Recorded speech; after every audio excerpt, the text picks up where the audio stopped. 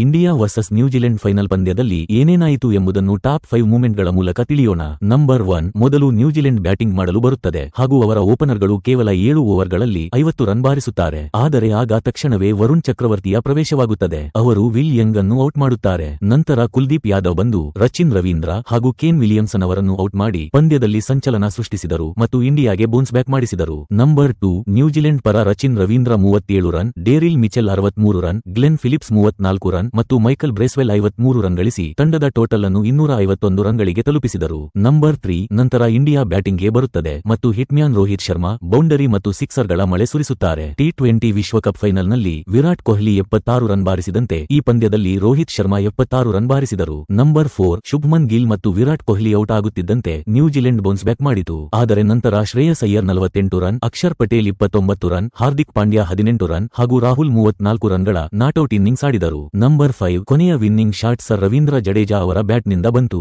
ಇದರೊಂದಿಗೆ ಇಂಡಿಯಾ 4 ವಿಕೆಟ್ನಿಂದ ಪಂದ್ಯ ಗೆದ್ದು 12 ವರ್ಷಗಳ ನಂತರ ಚಾಂಪಿಯನ್ಸ್ ಟ್ರೋಫಿ ತಮ್ಮದಾಗಿಸಿಕೊಂಡಿತು. ಸ್ನೇಹಿತರೆ, ಟೀಮ್ ಇಂಡಿಯಾದ ಈ ಭರ್ಜರಿಯಾದ ಗೆಲುವಿಗೆ ನೀವು 10ರಲ್ಲಿ ಎಷ್ಟು ಅಂಕ ನೀಡುತ್ತೀರಾ? ಕಮೆಂಟ್ ಮೂಲಕ ತಿಳಿಸಿ.